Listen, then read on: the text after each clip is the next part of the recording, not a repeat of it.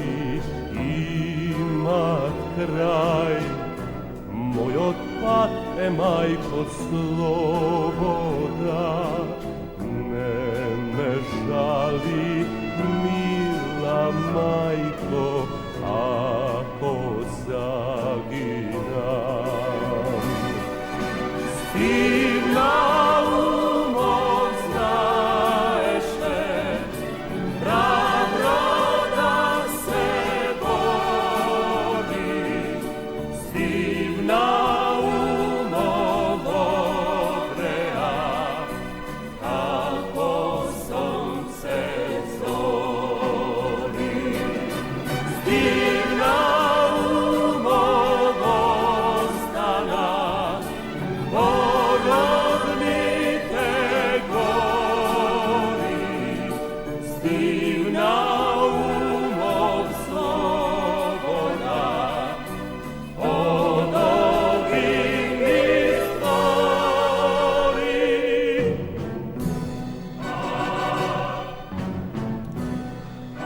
Се наоѓаме во родната куќа на народниот херој Стефан Наумов Стив, или како што денес е вообичаено да се изговара неговото име, Стефан Наумов Стив.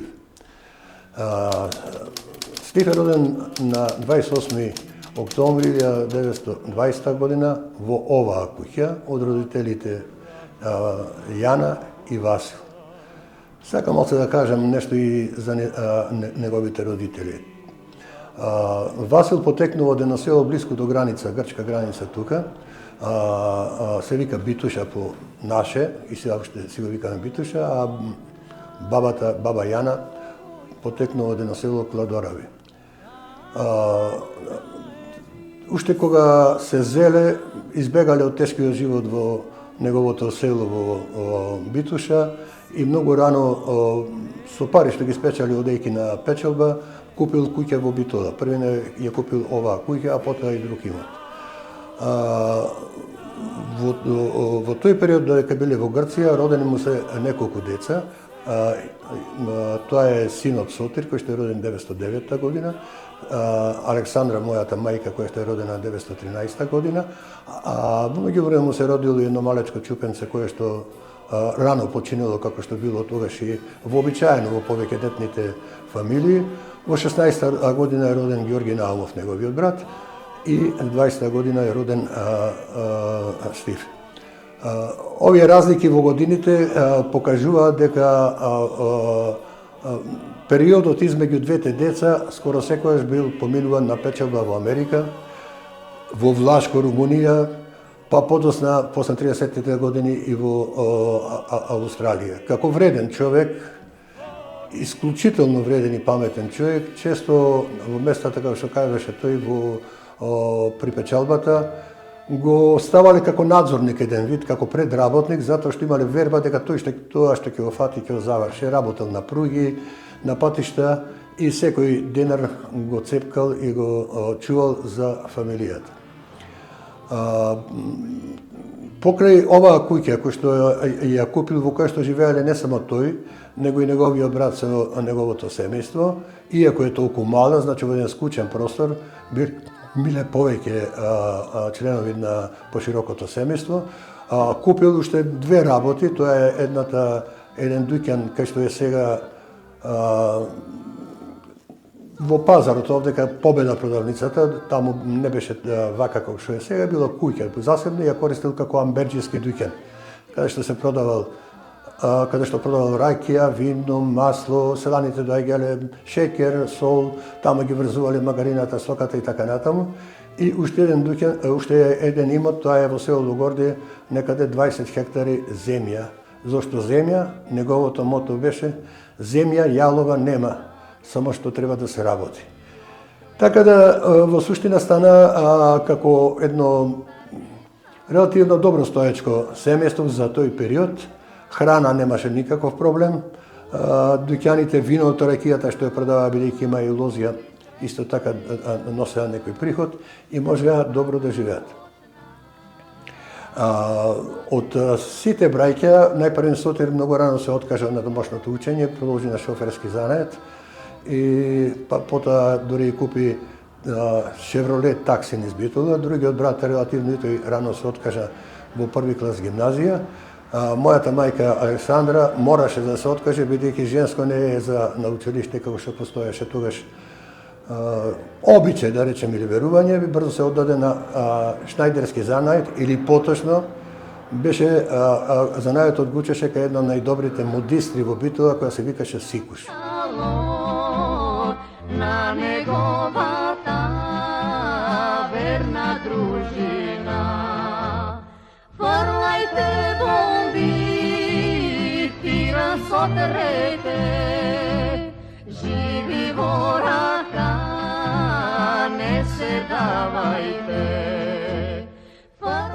Стив беше од своја страна пак некако напратен по учењето. Така да тој уште од мал се определи, се знаеше во фамилијата дека тој е предодреден за да учи понатаму. Детството му помина многу како на сите деца. Младо дете кој ќе ги има сите удобности, така и тој. Меѓутоа, она што го одликуваше него во таа негова младост беше прво читаше многу книги, кога научи да чита, слободното време го поминуваше со рачни изработки, дали тоа се авиончина кои што ги правеше на погонот намотан на гума, па тие и летаа дури, бродчина и така натаму, се од дрво, се што ќе фатеше правеше. Па ски за возимата сами од некои штици од буре. Многу беше мераклија да оди на риболов во тогашното блато во Логоварди. Се научи да пука со пушка и пајки и така натаму носеше дома исто така. Блатото беше многу богато со живот во тој период. Како ќе кажа, мајка ми вика, еднаш фати 20 на 25 кила крапо и ги донесе дома, не знаеме што да правиме, ги насоливме во накаче, вика, и цела зима поминавме со крапоите, вика. Така да, тоа како мал дружелюбив со другарите од малата, тука има доста учесници во ново понатаму што беа, кои што беа негова генерација во оваа мала, во оваа околина. Така да, навистина имал безгрижно детство. Летото го врвел воглано во селото во Логоварди, таму ги гледал селските мајки. Кога зборам селските мајки, Логоварди имаше многу малце земја за работа, го имаше блатото кое што им носеше трска и трската за прајање на таваните ја собира, а нема големи приходи, голема сиромашка и голема мака. Така да уште мал фактички се судри со проблемите на одредени слоеви од општеството. Училиште основно заврши во близината на неговата куќа, неколку класа, потоа во друго училиште, и тоа е основното училиште кое тогаш траеше 4 години, а подосна се запиша на прогимназија, или таа беше од 5-то, да го речеме денес, до 8 оделение. Од 5-то до 4-то беше нижа гимназија и од 5-то до 8 оделение беше виша гимназија или права гимназија или реална гимназија, како сакате. За време на учењето во детството многу добар другар му беше, не многу познат, меѓутоа во времето на социјализмот и беше познат, бидејќи беше еден од директорите на Земјоделска банка, Киро Ристевски се викаше, другар од малата, со кој што цел живот остана, цел живот додека траеше неговиот живот, мислам, остана другар. Во гимназијата, кога заврши прогимназија, се запиша во реалната гимназија. Тој период е многу специфичен затоа што таа гимназија беше легло на напредните идеи на Комунистичката партија. Таму, во таа гимназија, да спомнам само неколку, учеше Кузман Јосифовски Питу, учеше Мирче Ацев, учеше Коле Чашуле, учеше Владо Малевски, учеше Садикарио, Елпида Караманди, на крај крајва и сликарот битолски познатиот Борислав Тариковски, и тој учеше таму. И тоа беше една, кога зборам Питу и Мирче Ацев беа постари од него 2-3 генерации, и фактички тие го воведува во комунистичката идеја и комунистичката литература. Не само таму, туку и со неговите секојдневни активности во спортувањето, а тоа е бил член на Соколаната, каде што беа членови многу познати битолчани, одел таму да вежба. И то редовно вежбал, бидејќи сметал дека да го јакне својот тело, значи да го јакне и својот дух. Уште од млад, уште од 10 години дете, во дворот на оваа куќа имаше бунар и пумпа, како ја викаме, иначе сонезе, на минус 40 се миел надвор до пола гол. И стал мајка му викала, аман без тевче ке настениш. Мајко, да знаеш, нема настинвање од ова работа. Ова е здраво тело и така ќе се така остана за цел живот, дури посеќавање на неговите другари после во партизанските денови. Тој ги терал своите колеги, своите другари, своите борци да се слечат во лошо време, во тешко време се слечат и во реките да се измијат барем до полојна и нозе и така натаму за да останат здрави, да не за да се разбуват. Бил член на, иако дома имале доста алкохол, вино, раќе и тоа го продавале, мислам, за населението, тој алкохол во устата не вкусил воопшто, напротив, постојано движење, трезвењачко движење во Битола и тој уште веднаш се зашленил таму и бидејќи добро го знаел релативно, да речем, германскиот и францускиот јазик, дури исписанија што биле за трезвењаштвото, тој ги преведувал за да ги чита на другарите и така натаму. Значи бил, како да речем, еден сестран човек, да не испуштам да кажам дека повеќањето од Австралија, дедо ми, односно неговиот татко Васил, бидејќи и дедо Васил бил многу весел човек, свирил на гајди, многу убаво пеел, му купил виолина. 30 и некоја година, не знам, 32 или која година, се врати од Австралија, кога почна да настанат кризите и дефинитивно се насели тука, му купи виолина. Тој почна на виолината како самук, полека научи да свири на ноти и се знае кој може да му бидат омилените песни. Омилена песна беше Интернационалата, Широка страна, Маја, руска песна и така натаму. Научил на ноти со помош на еден наставник и не му било проблем да ги свири тие песни, меѓутоа проблем беше што постојано беа шетаа шпиони низ Битола и стално моите му вика, аман Стефче, престани да не ни напрат нешто. Исклучително добро цртал. Јас многу се сеќавам во овој музеј во првата поставка во 60-тите години. Имаше 4-5 негови слики. Мислам дека повеќето беа акварели, меѓу кои беше и една скица на мајка му. Не можам точно да се сетам што представува мртва природа и така натаму. Сеќаме на се уште ми е во очи, така доминираше сината боја. Меѓутоа каде исчезнаа тие слики со затварањето на музеите, се зафрлија вамо таму, жалосно што ги нема. Али сепак, остана споменот дека и тоа го интересирало, па дури и Тоде евоцира, Тоде Ивановски, мислам, евоцира спомени како така се запознале со цртањето и така Тоде бил повичен, па му покажувал на Стив. Било како, значи и тоа го интересирало. Воглавно, неговиот живот во средношколските денови се одвила со дружење со другарите и агитирање на страната на комунистичката идеја, односно на слободата на македонскиот народ истовремено.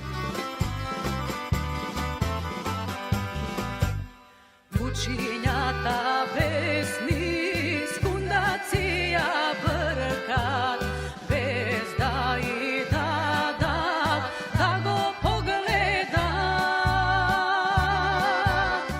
Во учебната 38-39 година се запишал на Техничкиот факултет во Белград.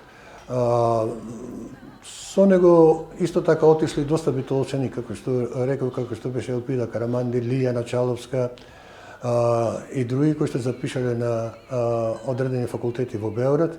Така да тие го пренеле во Белград и своето чувство и однос кон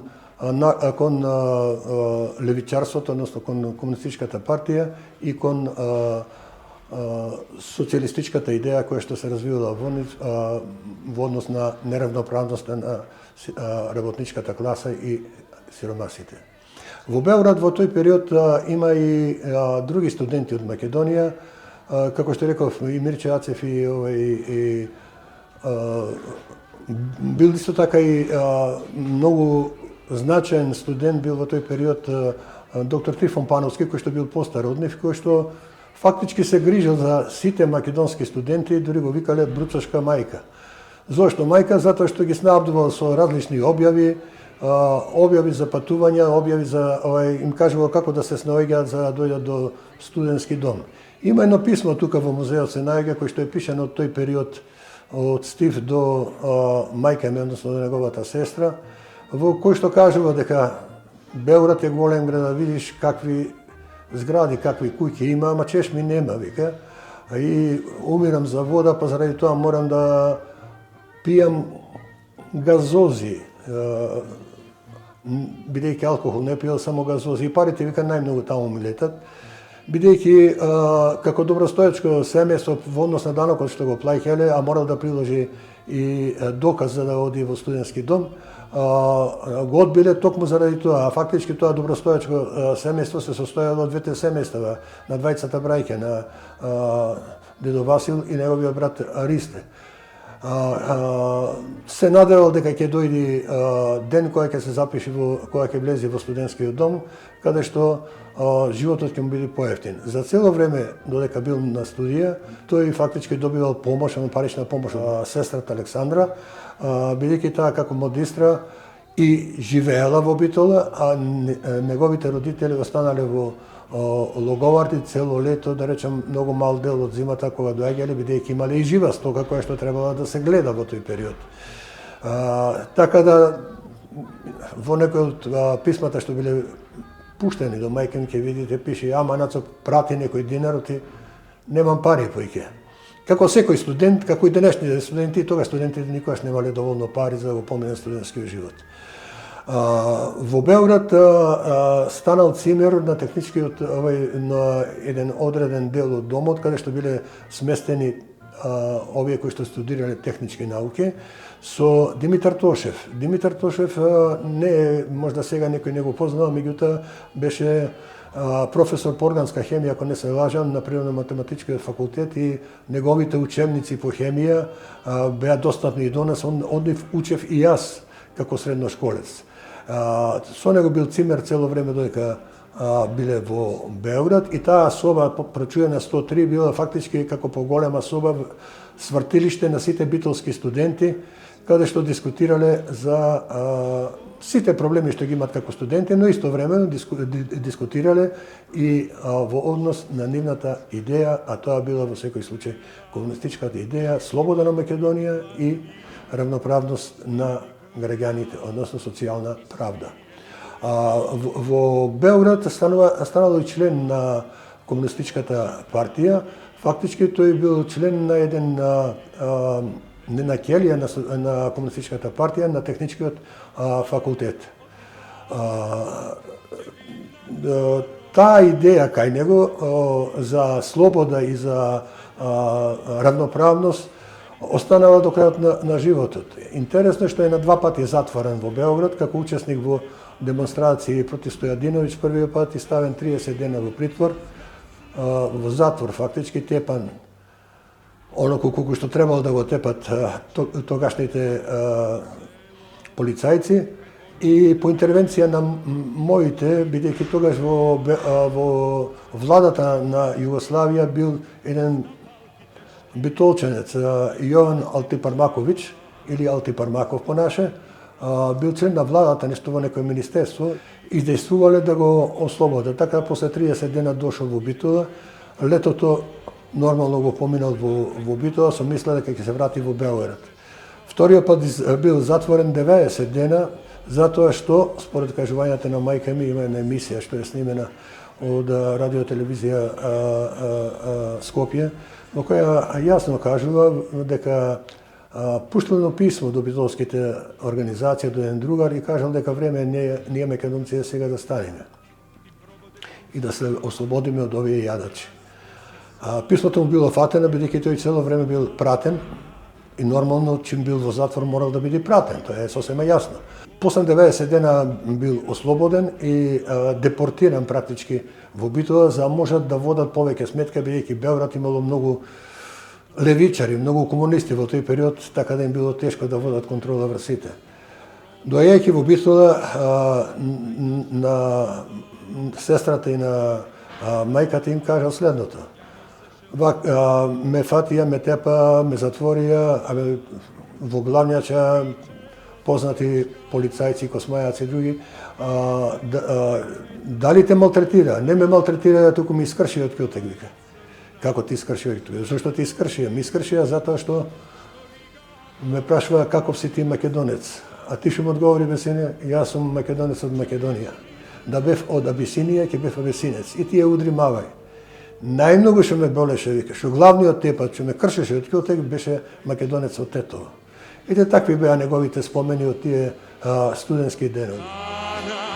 Сал помнам те изви, крвавата рана, прошталниот шекот ти замрзна во усни, а утрина кога зрих цела ни спраши, ти не беше веќе. Доаѓајќи во Битола, тој повторно се заинтересирал за својата идеја, односно за формирање на и организирање на комунистичкото движење. Во тој период Битола била, партијата во Битола била во известен смисол растурена. Зошто? Затоа што Киро Дандарот, Звончарот и другите комунисти од претходниот период, уште за српско време, значи времето на бивша Југославија, по некој си закон таму за заштита на државата, беа затворени и однесени во затворот Сремска Митровица. Тие се имат посебна приказа на нивниот живот, во некоја друга прилика можда ќе разговараме за тоа. Меѓутоа, немало раководство. Централниот комитет, односно Покраинскиот комитет на Комунистичката партија на Македонија, го испратил во Битола Перо Ивановски Тиквар да помогне во организирањето во 40-та година на ново раководство на местниот комитет на Битола. Така се формирал едно тело од 4-5 души, меѓу кои бил Стив, Ставре Бојчевски и други, при што едногласно, бидејќи тие беа појкето работници, овој така оскокнало со својата интелигенција и како да речем начитаност и надареност, го избрале Стив да биде секретар на местниот комитет. Фактички од 40-та година Стив станува секретар на местниот комитет на Комунистичката партија на Македонија.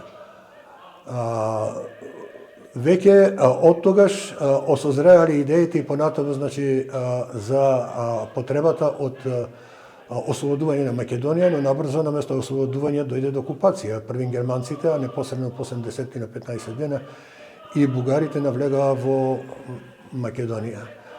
Со навлегувањето на бугарите, веќе се тие фашистички орди, се створи револт кај населението, односно посебно кон членовите на Комунистичката партија и потреба од побрзо организирање. Токму тоа организирање што беше во тој период, во 40-41 година, веќе даде резултати и веќе во 41 година беа формирани повеќе местни, да речем, одбори, или како да ги речем, селски одбори по повеќе села, па и во градот Битола, благодарејќи на Стив, благодарејќи исто така на уште неколку луѓе кои што морам да ги спомнам.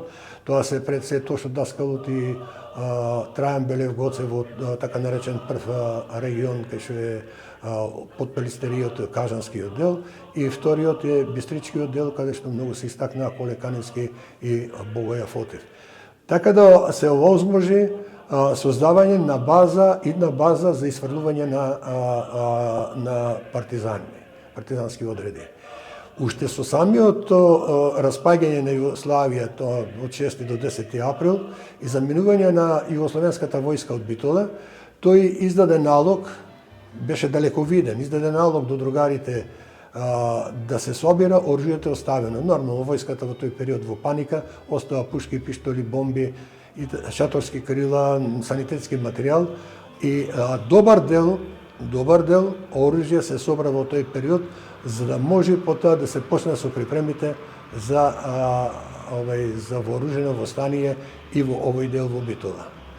Востанието веќе во јули месец 41 година бугарите знаеа за него како делува и што делува, дека тој главниот на отпорот кој што се раѓа во Битолскиот регион и што од тогаш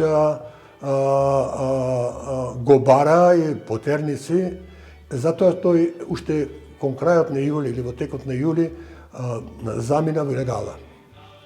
Значи, зборам 41 година. После тоа, заменувајќи во легала, тој не престана со своите активности. Има многу луѓе денес кои што ќе сретни на патот, да речеме од Лера, од Рамна, од не знам од Канина, од Бистрица, ќе речат: знаеш, татко ми на времето го скри Стив во нашата куќа. Значи има доста симпатизери, иако имаше и обратно доста, и што би ги рекле ние предавници, кодош или како да ги речам, кои што го следеа секој негов чекор, сепак тој успеваше да ги развие своите намери и своите активности со цел народно-ослободителна борба против бугарскиот фашистички окупатор. Во таа смисла воспостави и контакт со и учествуваше во организацијата на Ресенскиот месен комитет, па и на Охридскиот месен комитет. Во меѓувреме стана и член на Покраинскиот комитет на Покраинскиот штаб, да го речем, на народно-ослободителното движење, така да кај него уште тогаш постоеа и идеите за формирање на партизански одред, меѓутоа беше спречен. Зошто беше спречен? Спречен беше според некои кажувања, заради фактот што сметаа дека Битолскиот район не може да исфрли во тој период одред. Меѓутоа, постоја и други некои интернационални причини, во смисол дека во тој период, како да речем, дека е рано да се крена восстание. Знаете кога се кренати восстанијата и во другите републики од бивша Југославија и зошто. Така да, иако тој тврдеше дека имам 20 души што во моментот може да излезат партизани.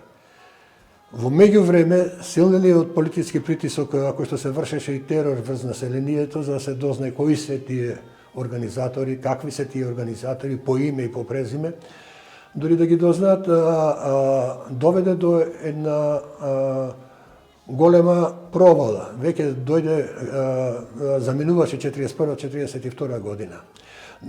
Да спомнам само, во декември 42 година беше објавена 41 година, значи декември 41 година беше објавена потерницата против него, во која се бараше жив или мртов, а наградата беше 200.000 златни лева. Колку тоа како вредност представува, јас не знам. Со провалата во битва, многу напредни младенци беа затворени. Често во литературата и секаде се среќа дека некој нешто провалил, односно фатиле некој од членовите на Комунистичката партија од Битола или на местниот одбор, и тој ги провалил. Сега јас не знам што е провалил, ама знам дека е предавство да ги предаш другарите. Во едно такво предавство се гинаа двајца во Битола, тоа е првиот е Орден Чопела и Вангел Мојеров во рок од 3-4 дена, тоа во април месец. Сега немаше друго чаре. Мораше на народот да му се даде на знање дека бугарите не може да вршат терор постојано. Тука мораше да се даде отпор. Затоа, на денот кога бугарите влегоа, значи на годишнината од влегувањето на бугарите, тоа е 22 април 41, на 22 април 42 година, како нешто символично, како намерно, не знам дали било намерно, е формиран првиот партизански одред Пелистер. Фактички формирањето првиот партизански одред Пелистер одело многу тешко. Кажав, од познатите причини, што голем дел од симпатизерите, членови беа затворени, беа под постојана политичка присмотра или некои од нив беа во илегала. Ги паметам зборовите на, ние Битола го викаме, по старите го знаат, Мустот, кој што беше сопруг на Љубица Расифовска, кој кажуваше дека во нивната куќа се формирал партизанскиот одред, и вика, како што го правеа списокот, само пречкатуваа. Овој, од 20 собраа 15 на души, овој не сака, овој е затвор, овој е во притвор, овој е по присмотра, така да од 20 вика се собраа 15. А имаше наредба во период, оти многу често им го поставуваат прашањето, зошто Стив Наумов не беше командант на партизанскиот одред, зошто не изгледа партизан. Имено, наредба беше на Покрајинскиот комитет на Македонија да раководните лица останат во позадина и да го организираат на тамошното движење партизанско, на тамошниот отпор, да прибираат луѓе, затоа што не секој е талентиран да убеди некого, ајде сега ќе одиме во партизани, во едни такви услови, да го убеди зошто е тоа така, тоа само неколку души можеле да го направат, како што ги спомнав претходните четворици, и особено во овој регион, многу популарен преспанскиот регион, свештарот, кој што исто така имал многу голема убедителна моќ. Така да тие причи Стефан Алмустив не отишол во партизани, напротив, во првиот одред командант станал неговиот брат. Тука е платник, тука се 15 на битолчени, 6 прилепчени, кои што по растурањето на првиот прилепски одред после октомвриското востание преминале во илегала во Битола и во Битолско, и криени во битолските села, криени во Битол, дел од нив и во Лавци биле тука и тука заминале. Сега, зборав дека Стив бил своевремено така мераклија по спортот, особено му лежало планинарењето. И ќе видите тука има слики со другарите кај што е слика на планина. Фактички, како што вика мајка ми, секој слободен момент бил на Пелистер. Како да знаел дека еден ден ќе излезе партизан, ги знаел сите дупки, сите места каде може да се кријат, каде може да се организираат. Фактички подобро е познавал планината Баба и Пелистер, одошто што не знам што друго во градот. И затоа се одлучил првиот партизански одред да се формира некаде каде што бил формиран во Лавчанска корија. Не би должен за партизанскиот одред, тоа е посебна тема, само ќе кажам дека познато е партизанскиот одред најпрво биле фатени тројца, тоа биле тројца борци кои Ѓорги, кога отишле да се состанат со еден комшија тукашен, баш од Каршија му е куќата, Васко Црниот го вика, кој што му бил јатак и водач мислам, јатак во смисол информации, им носел што се случува во градот и така натаму. Тие слега Васко Царевски се презива, починате во Америка, слегле до Лавци да побарат што се случува со него, и по патот виделе дека Лавци е блокирано и на качвање горе биле фатени Ѓорги Тефикот и Никлецот, а тие свикале ајде бугарски полицајци, се случила борбата, изгинаа колку што изгинаа, дел од нив се разбега, дел од нив продолжија на тамошното партизанско движење, некои престанаа да бидат партизани, замина во илегала. Интересно е во врска со Стив, како тој го доживеал сега тоа, викаат во книгите и во Сојуз на борци на крај крајева стои разбивање на одредот. Тој термин лично мене не ми е прифатлив. Зошто? Вкупно жртви има некаде 6 одредот. 30 жртви има бугарите со 2000 војници. Тоа е борба, битка е. Дали бил разбиен одредот, дали престанал да постои, точно дека престанал, како што престанал Прилепскиот одред, но тоа била динамиката и техниката на тогашните одреди. Се формираат, војуваат од одредено време, престанува, се формира нов одред или 2 или 3 одреди. Непосредно на Стив, во неговото писмо што го пишува, може да се наоѓа тука и во музеот, ќе прочитате дека најголема жал, знаел дека брат ми е фатен, кажува дека фатени се толку и толку другари, толку имаме загинати, кажува дека бугарите му кажале дека 30 души бугари во Дио или каде во селото биле натоварени трупови и така натаму и така натаму. Но најголемата жал му вика, изгубивме многу техника, многу оружје, многу санитетски материјал, шаторски крила, што ќе ни бидат потребни за тамошното војување. Јас не знам дали Стив разбрал за смртта на својот брат, кој што е осуден под хитна постапка и во август месец е обесен. Тоа е, значи, месец дена пред да загине Стив, отприлика. Сигурно било тешко, бидејќи брат ми, како секој што се чувствува кон сопствениот брат. Но интересно е тоа што тој и понатаму продолжи со своите активности. Го формирал партијскиот одред Дамјан Груев. Дамјан Груев, по она што јас го знам, е еден од најзначајните одреди во Македонија воопшто. затоа што е зачетник на батальони, зачетник е на бригади. Тој кадар што го исфрли одредот Дамјан Груев, фактички беше раководен кадар на првиот батальон, на бригада. Земете да речем до Васко Каренгелевски, ајде да го спомнувам, да не ги споменувам сите раководители.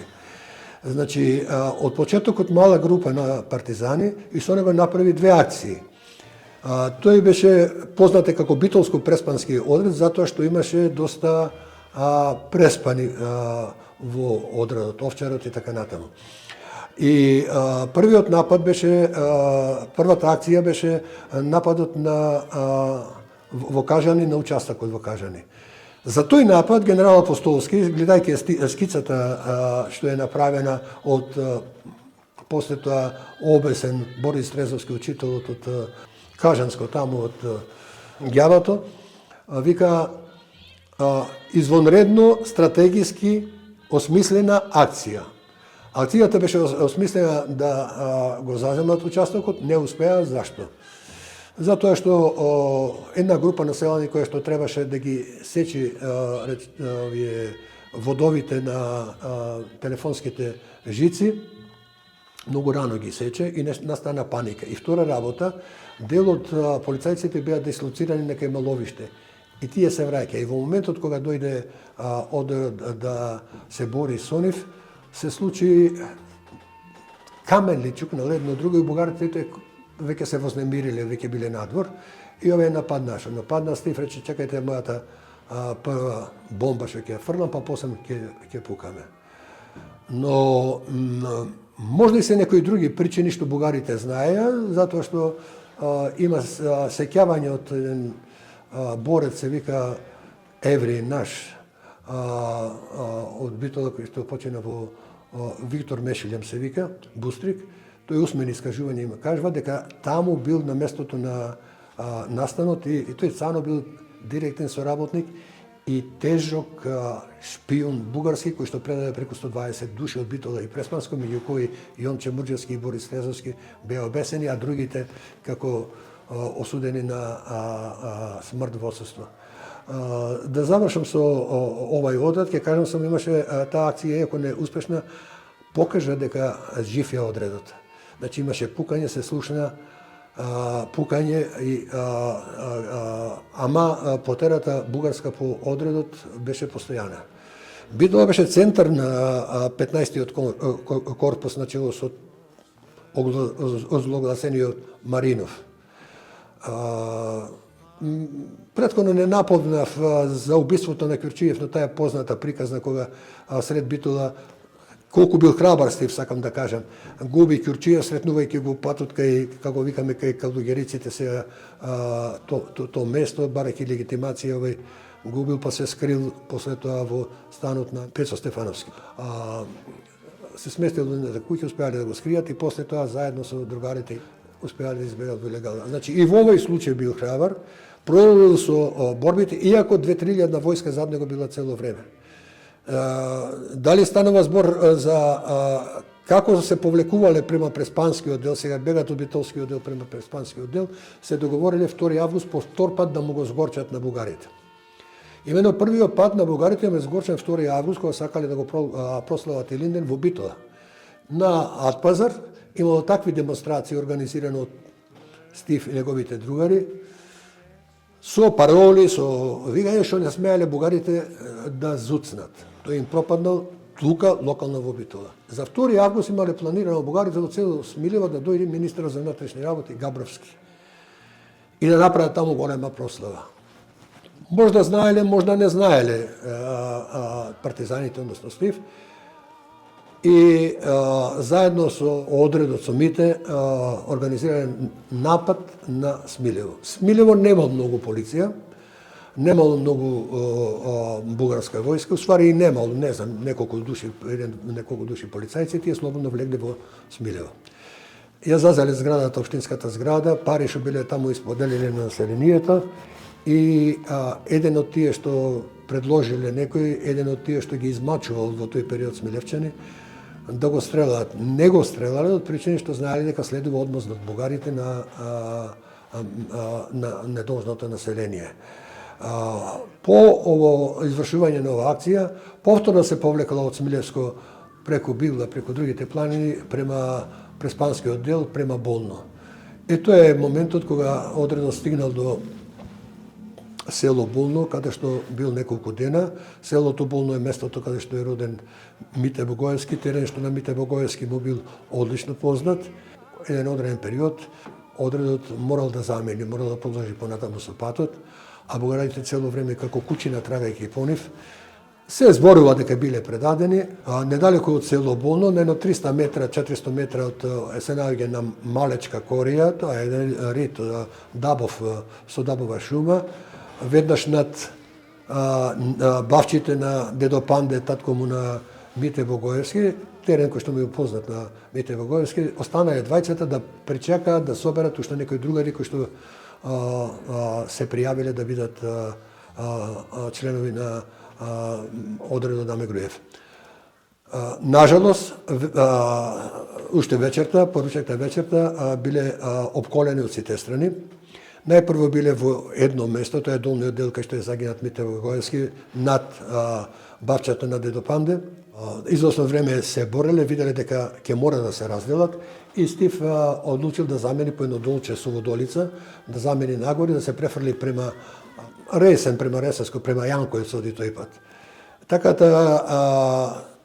но бидејќи бил заокружен, немал каде да оди, стапеле во борба со тоа оружје со кој што располагали Стив и Мите и Мите релативно рано вечерта загинал, се самоубил. Има и тврдење дека се самоубил, но има и тврдење дека е убиен било како убиене со куршум. А Стив, како што заминал нагоре, бугарите тргнале да ја соберат наградата што била ветена за неговата смрт.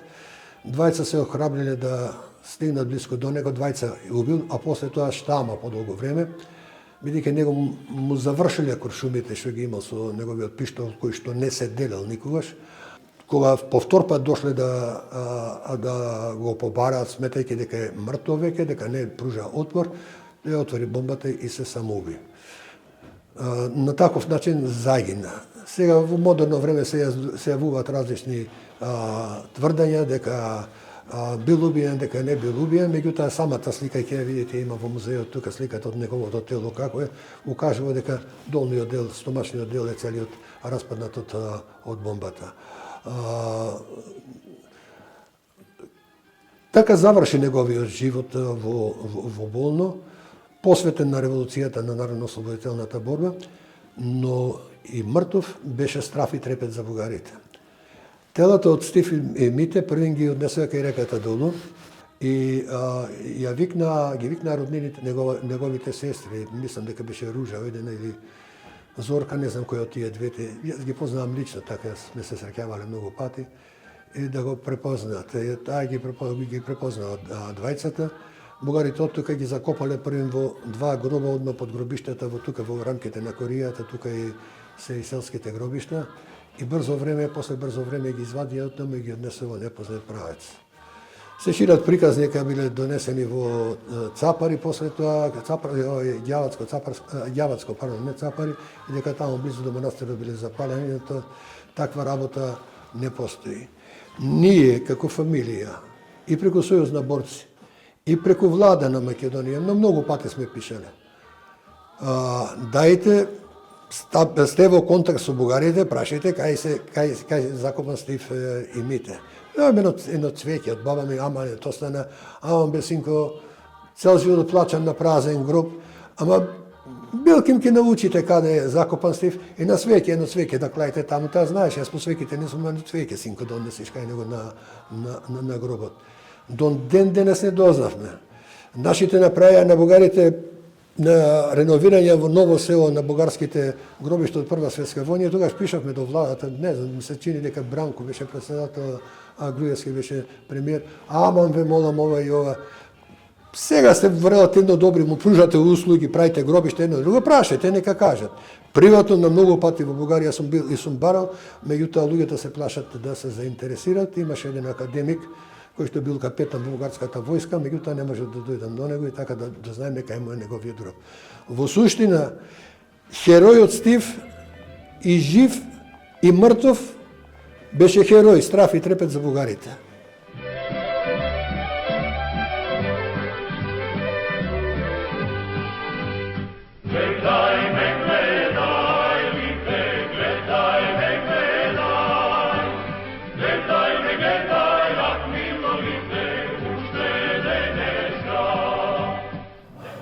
Стив Наумов заминал во илегала конкретно јули месец 1941 година. Тој морал да замени во илегала заради тоа што во Битола веќе биле познати неговите активности. Имено во Битола во тој период имало некаде околу 400 полицајци, од кои броен дел агенти, меѓу кои имало и битолчани кои што се приклучиле на фашистичката страна. Еден од нив бил така наречениот Мачката. На заменување во илегала тој се поздравил со мајка си, како што кажеше мојата мајка Александра, велејќи дека, наговестувајќи дека веројатно ќе загине и прв ќе загина заради тоа да го покажам патот кон слободата. Тоа бил последен пат кога неговата мајка го видела својот син. Мојата мајка за последен пат го виде братот спроти 11 октомври, односно на 10 октомври 1941 година, значи истата година. Тој, иако бил во илегала, поминал облечен до селски јалиште покрај незината куќа, каде што беше мажена покрај драгорот, седел на прозорецот и тој само и климнал со главата, таа каде бе Стефче гледаш што се спрема. А што се спремало во тој период? Биле растрчани полицајците низ Битола, блокади, претреси по куќи и така ги претресли куќите на баба ми, на дедо ми и куќата каде што била мажена мајка ми. Бугарите биле особено брутални во тој момент, исфрлиле се што можеле да исфрлат, да претурат, обраќајќи се со зборовите каде е Стив, каде е Стив. Стив претходно им имаше речено дека ако го барат да им каже дека е на студија во Софија. Бидејќи ништо не најда, си замина. Тоа што замина во илегала не значеше дека тој се крие само. Имено партиската организација во тој период беше многу развиена. Истовремено стекнати беа симпатии кај поголемиот дел битолчани. Исто така, бруталниот однесување на бугарите, обидот за бугаризација, постојаните блокади што ги праеја, претреси, предизвика обратен ефект, предизвика ефект на големи симпатии на битолчани према народно-ослободителното движење. Сега нешто ќе кажам за тоа како и кога моите разбрале за неговото загинување. Баба ми од 40 и дедо ми од 41 година до 44 година немале никаква информација за него. Третиот брат Сотир бил интерниран во Бугарија и таму останал до 44 година, до превратот во Бугарија, кога од фашисти станале комунисти. Така да не знам кога и како разбрал тој. Мајка ми разбрала веднаш по загинувањето на после известно време по загинувањето на Ѓорги, кој е екзекутиран, обесен во Скопскиот затвор на 21 јули 1942 година, а 50 дена после него загинал Стив на 12 септември. Како го примила овој удар, само тоа можеше да се знае. Болно во секој случај, ужасно болно, да се изгубат двајца браќа не е така лесно. Но исто така многу поболно беше за неј за прашањето како сега да им кажам на моите родители. И таа цели 2 години го чуваше во себе ова сознание. Баба ми и дедо ми разбра на денот на ослободувањето на селото Логоардија. Веднаш после ослободувањето на Битола, 44 година, 4 ноември. Во селото Логоварди се одржувал митинг на кој зборувала Цена Светија, партизанка од Битола, меѓу другото кажала и ова село, иако тие всушност не биле во село, од селото живееле во Битола, даде двајца херои, тоа се децата на Васил и Јана, Стефче и Ѓорги. Дедо ми полнел вода во близината на тоа место и како што полна вода се онесвестил, онемел, преку ноќ обелел цели во коса, во брада, како си ошол дома до блиското место каде што живееше, не знам.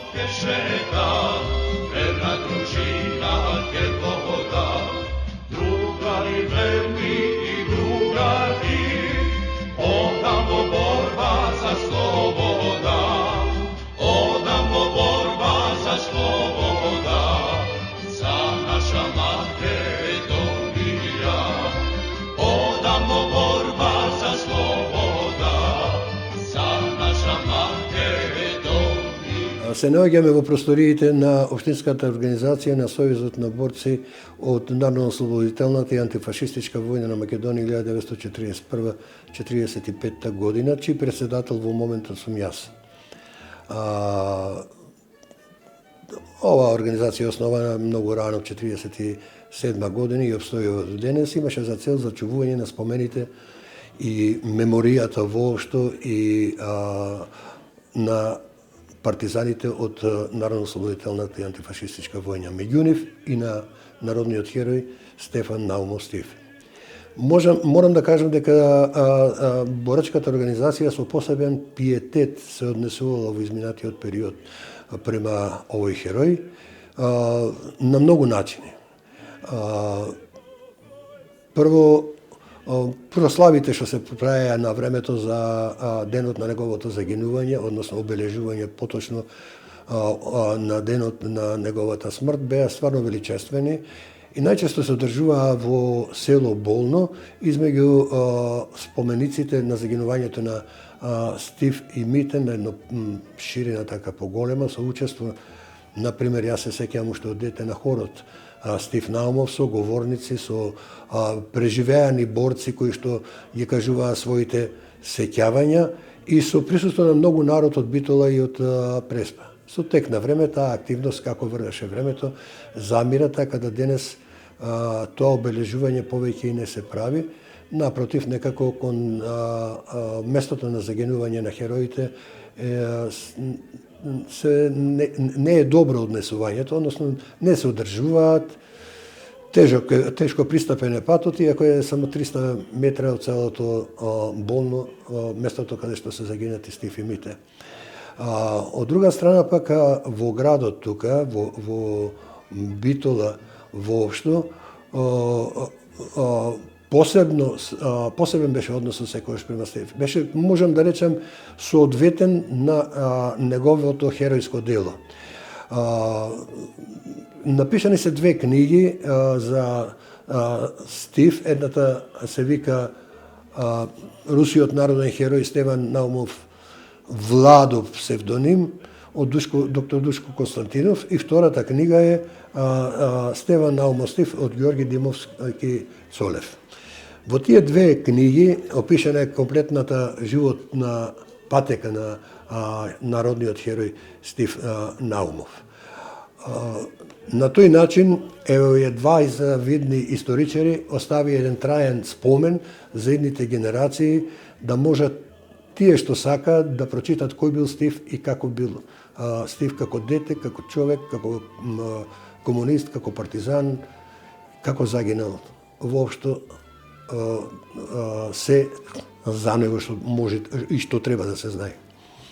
Сојузот на борци исто така, односно градот Битола, достојно го почитувал Стив преку академиите за кои што се одржува во Битола и полагањето на цвеќе на неговиот гроб, кој што е празен, можам да кажам слободно, бидејќи телото негово, како што кажав, однесено од бугарските фашистички окупатори во непознат правец, како и на грандиозниот спомени што се наоѓа пред офицерски дом.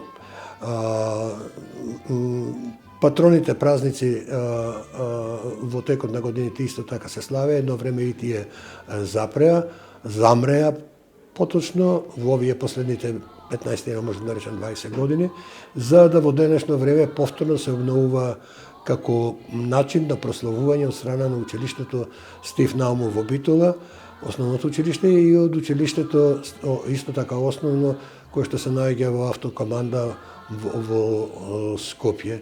Морам да кажам дека нивните прослави на патрони празници се изузетно убави и им дават на децата можност да се искажат и да осознаат и да го чуваат споменот за Стив.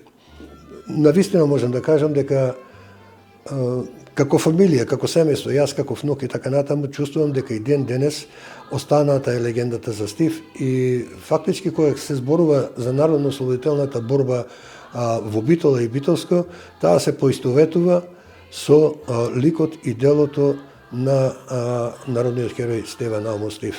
И јас сум роден 1949 година, значи после смртта на Стив Наумов. Моето детство, младоста, па еве веќе и староста, да речам, се директно поврзани со фамилијата, односно со сеќавањата за народниот херој Стеван Стив Наумов. Многу често ме прашуваат, ама ти треба да бидеш горд заради тоа што си внук на Стив Наумов. Јас му викам, вистина горд, ама и многу тажен. И ќе кажам зошто. Многу е тешко да се објасни чувството на едно дете од 5-6 години, од кога фактички и одам по гробиштата и да го слушам лелекањето на мајките, не само на мојата баба, на мајката на Елпида Караманди, на Мајоро и така натаму, чии гробови се едно до едно, кукање за нивните деца, и тоа остава трага и за цел живот. Ние сите во фамилијата сме горди на него, ние сите сакаме да продолжи понатаму да се не само да се прославува неговото дело, него да се зачува споменот за народно-ослободителната борба. Морам да кажам една работа. А тоа не е само Стив борец во Битола и во Македонија, ги има многу. Секој еден што излегол партизан, па макар и еден ден да бил во некој одред, во партизани, во некоја бригада, батальон, ја заслужува огромната почит за тоа што не е така лесно на снего и на мразој, на студ, на глад, да се излези партизан и да се бори за сопствената држава и за слобода на сопствениот народ. Токму затоа, кога ќе се спомне Стив, тоа како да се персонифицира самата народно-ослободителна борба, сигурен сум дека така ќе остане и понатаму во иднина, бидејќи немаме друга историја ние што е толку славна како што е народно-ослободителната борба, која што ни даде слободата со завршување на истата, со Аснум и след тоа со формирањето на македонската прва македонска држава. Што се однесува до нашата фамилија, ние се обидуваме и не само што се обидуваме, туку тоа и го правиме. Еве еден пример ќе ви кажам. Реков, последните 10 години е заборавено местото каде што загинале Стив и Мите. Не постои година, не постои, како да речам, или да врни, и да турва, ние сме таму на споменикот, секојаш да положиме цвеќе. Јас и мојата фамилија, некогаш заедно со комплет, а некогаш како старејме и јас со мојот син, не го забораваме неговото место на загинување. На жалост, викам, денес е тоа запустено.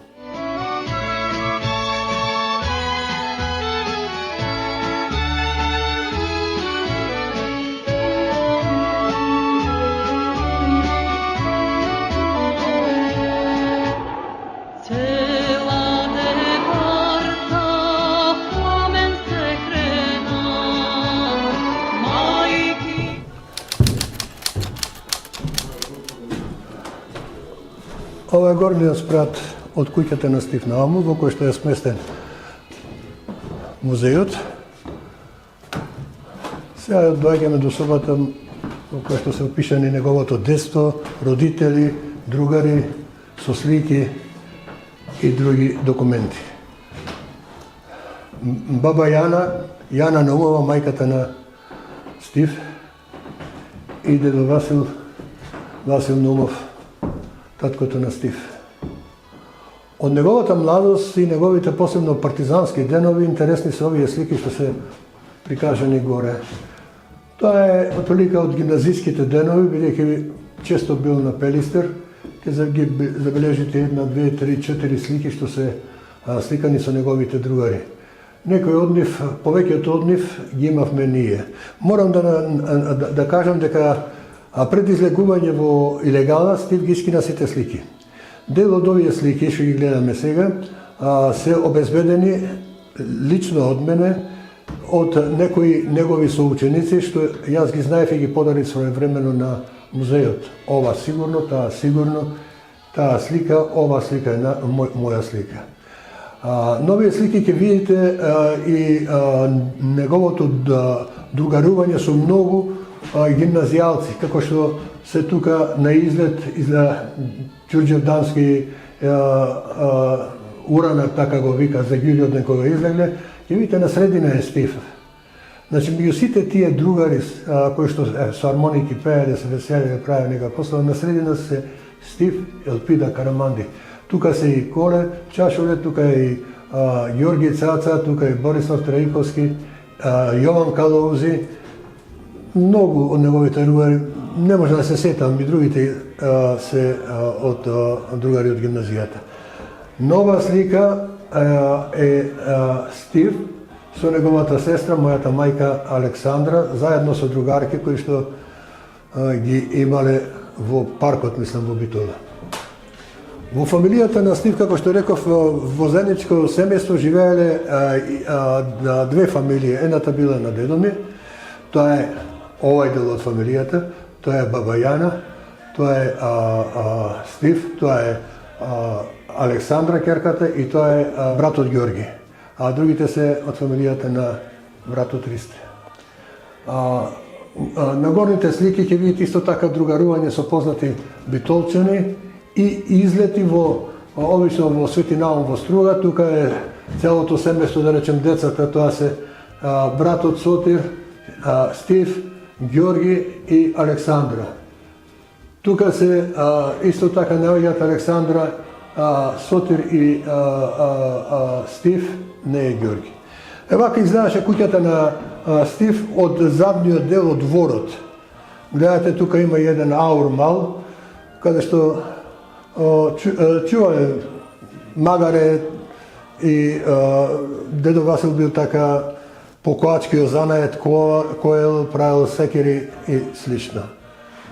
Во овај дел од изложбата ќе видиме документите, лични документи негови, книжки и хербариум. Исто така, на овај зид од Василина се најгат писмо за неговата сестра, во кое што кажува колку тешко се снаоѓал со пари, со стан во Белград, го цитирав во претходното излагање. Таму е орденот негов народен херој, тој е прогласен меѓу првите народни херои на Југославија од страна на президиумот, односно Тито. На изложбата ги гледаме и значајни документи, уште едно писмо на неговата сестра. Тој е братот Ѓорги Наумов, кој што беше командант на првиот партизански одред. Тој бил и шофер бил во војска, бил заробен при нападот на овај одреден како роб во Германија. Подоцна по интервенција на моите Стане Попов и другите битолчани успеале да излезуваат да биде ослободен. Јас испуштив во моето излагање да кажам дека после враќањето од Белград тој директно со многу други се запослува во монополот, за да каде што ја организира не само синдикалното движење, туку развива големо комунистичко движење. Монополот бил центар на работничката класа во Битола. На жалост, таа слика не можам да гледам, тоа е местото на загинување на Стив Намов, тоа е неговото тело, тоа е селото Болно каде што загинал. Ова е макета на нападот во участокот во Кажани, а таму е скица која што е изработена од страна на Борис Резовски. спрема која биле утврдени распоради од каде се наоѓа општината, каде е участокот и така натаму и како треба да напаѓаат.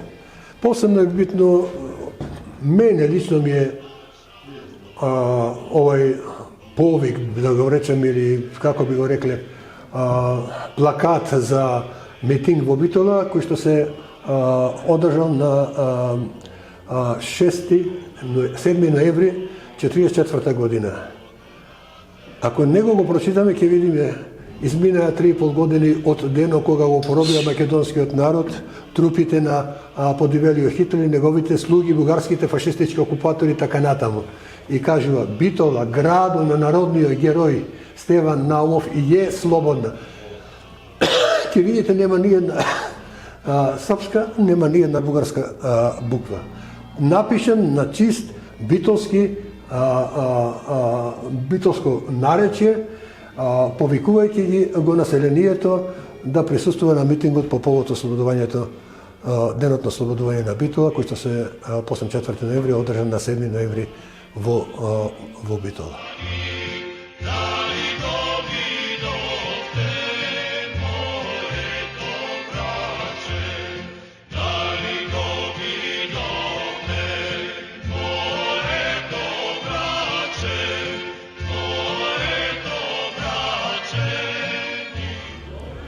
Се наоѓаме пред споменикот на народниот херој Стефан Наумов Стив. Величествен споменик, величествен затоа што им одговара на неговата висина. Како дете, како гимназијалец, другарите го викале високиот или белиот, плавиот, плавокосиот. Овој споменик е граден во 1962 година и тогаш е пуштен, мислам, откриен како споменик. Иначе дело на еден познат битолски вајар се вика Александар Цане Јовановски, кој својот работен и животен век го помина во Загреб. Специјално доаѓаше тука, јас се сеќавам, бев многу млад, за да го правеше споменикот. Покрива и грандиозен споменик, кој што представува сега и културно добро на градот Битола. Направени се уште многу бисти. Мислам, не знам дали за друг народен херој или борец има толку бисти колку што има за Стив.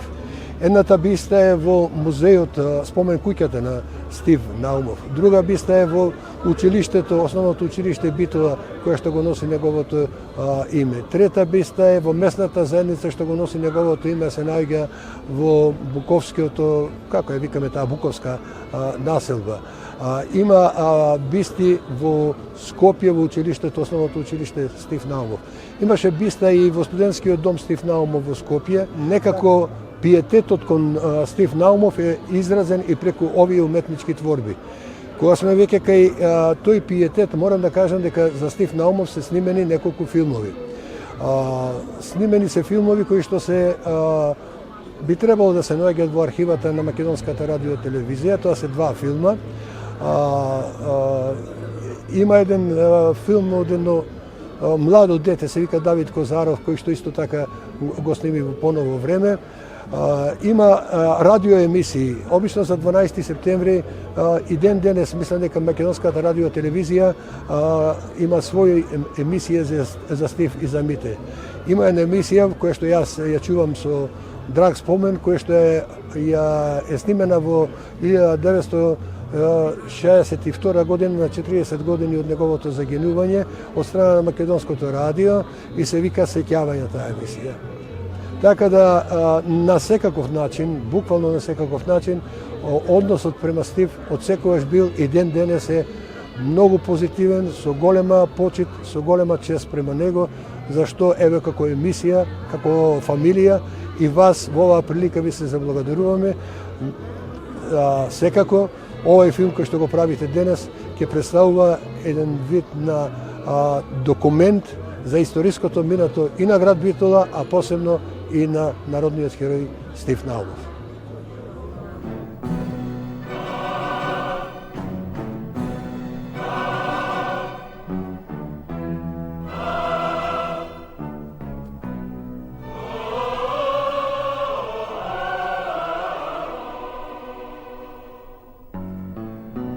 Do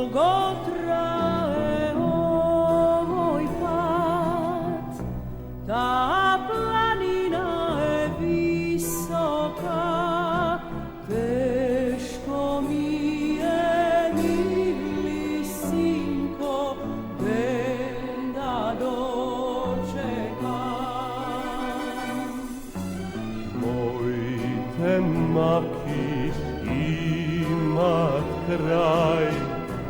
Moj otpad, majko sloboda, ne me žali